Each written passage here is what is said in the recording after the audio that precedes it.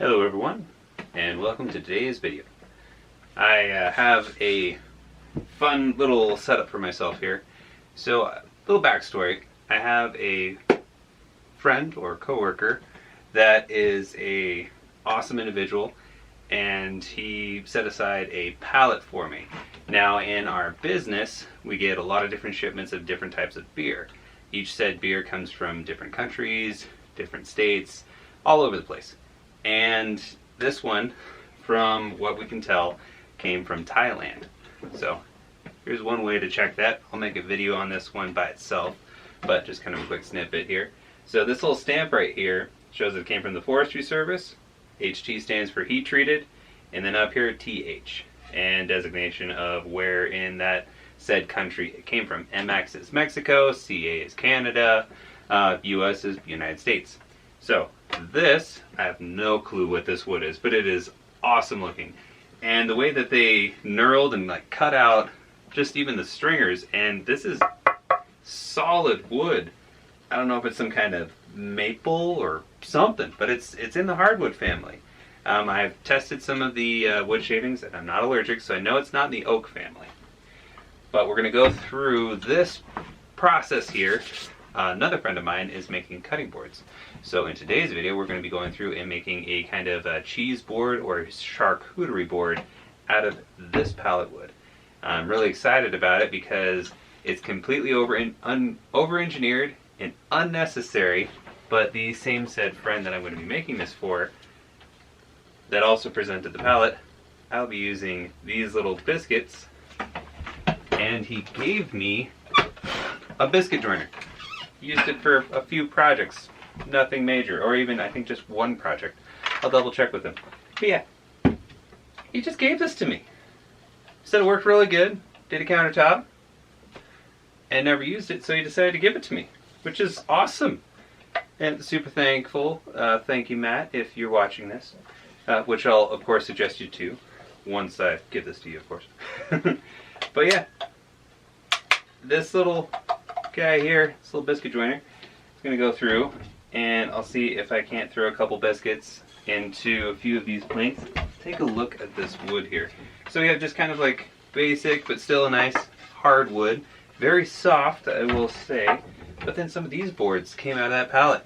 I'm going to try to get close here for you. Actually, let's turn on a light so you can get some of that grain. But look at this. The grain pattern. And see, there's the nail holes. This is a pallet.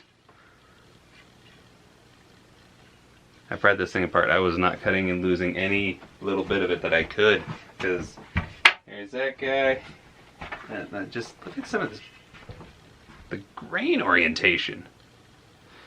I have no clue what this is. From what I could tell, it's from Thailand. And they just decided to cut down some gorgeous, amazing, whatever kind of maple hardwood thing and just turn it into gorgeous wood planks to then ship beer on.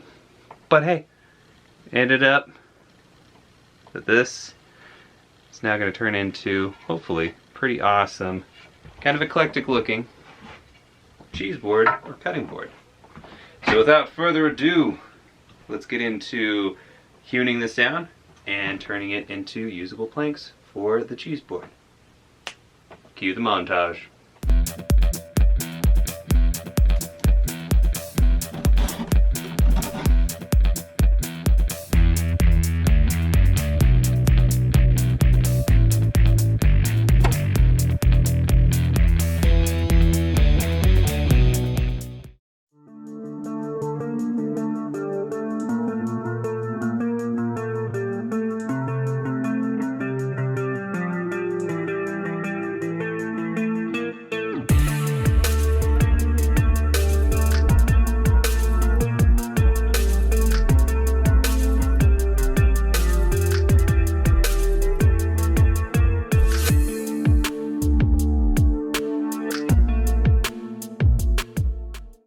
So these are the 3 boards that I have picked out.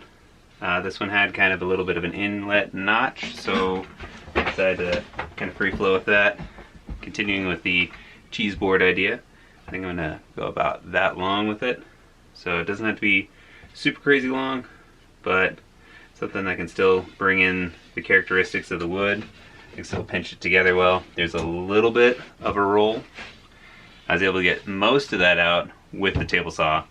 I need to fine tune in my joiner to actually get this kind of stock down a little bit more. Right now, it's nomming about a good 1/8 of an inch off anything I put through there, even on the lowest setting. It should go down to 16th, if not slightly closer to like 32nd. But for whatever reason, there's some fine-tune adjustments required, which is why I haven't been using it. I need to take time aside and actually work with that. That being said, table saw did a really good job.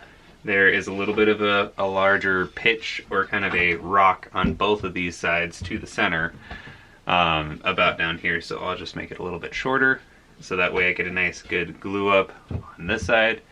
And yeah, we're gonna go through, probably do a zigzag of those good little biscuits just for the fun of it and to make sure that it'll actually stay nice and tight. So we're gonna go through the process of getting it all done now.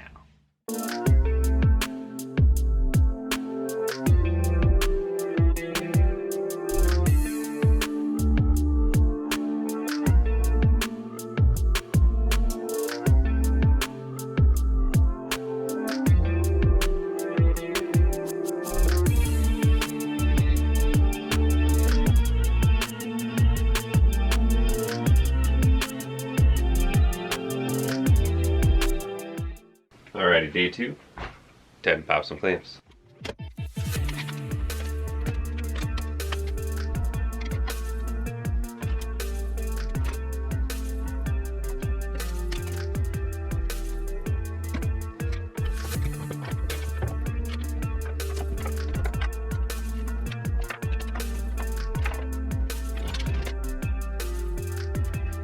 Sweet, glue up looks good.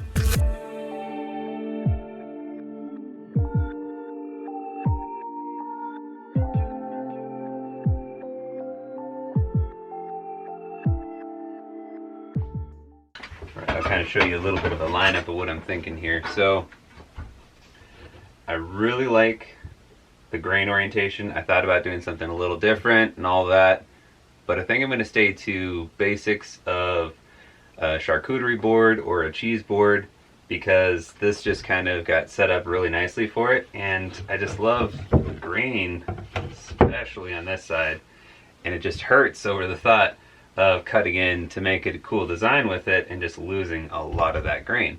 So what I'm going to do is I think I will eliminate these nail holes. As much as I kind of like leaving those as a staple in a lot of different things I make, this is my first time making a board, so instead of filling these up with sawdust like I had originally planned and making it a full surface, I think I'm going to just cut just beneath those.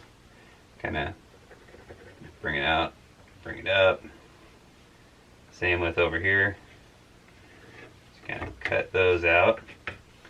And then for the top here, these cracks, since this is on the very edge of the board, are getting a little severe. So I think a similar process, I'm going to cut a bit of that off, and then I might do a rounding, and I will still put a hole for the handle. And this will just be more of a very kind of classic charcuterie board.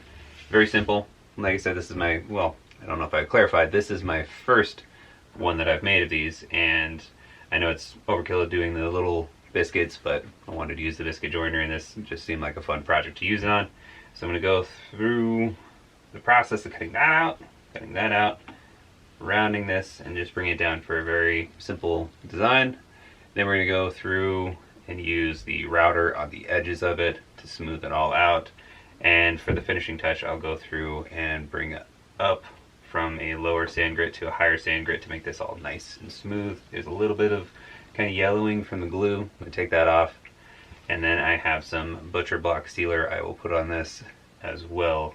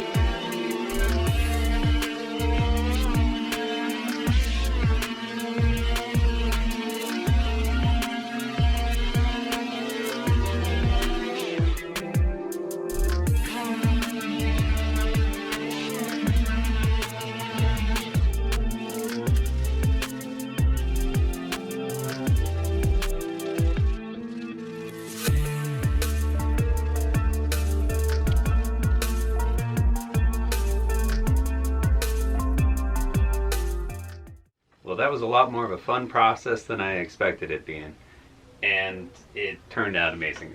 I'm really stoked with how it looks. I went with, like I said, the more kind of classic charcuterie board style. So just the two slopes with the eye on the top of it. It's a little irregular, and I thought about making it perfectly symmetrical, but then I stopped myself because that's where I get the irregularity that I enjoy so much. And there's a few things on there I could have done a little better. This is, like I said, my first one, but I'm absolutely stoked with how it turned out. I left these little minor kind of visual cracks. Everything's sealed and stabilized, so there's not going to be any issues with anything continuing or breaking at all. And this will get conditioned and have some kind of a wax on here. And I'll show you the product I'm going to use here real quick.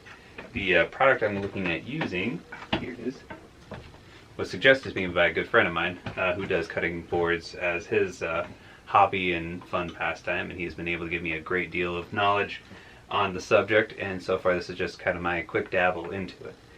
But the product he suggested is the Howard Butcher Block Conditioner.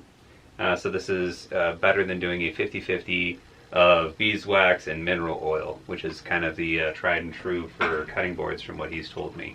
And this is a lot cheaper, a lot more affordable. It's around $10 for this pretty good sized container. It's 12 fluid ounces, but it goes a long way. So I think it's going to be a pretty good product, and I'm real excited to throw the conditioner on it. The reason I haven't done so yet is the friend that is my coworker, also by the same name as the individual for the cutting boards, oddly enough, he enjoys a few different things, so I'm probably going to have a friend of mine engrave on this cool character on here that he'll get when he sees it, and then we'll condition over top of it. I left the eye blank at the moment and didn't throw anything in it. I'm contemplating if I'm going to do something down the road, either paracord or I might do leather. Not quite sure. Otherwise, I do just like the look of it as is. So hopefully you've enjoyed this so far. Like I said in the beginning of the video, this is pallet wood. As much as contrary to what you believe or see, it doesn't look as such. This is just amazing, wonderful wood from Thailand from what we can see.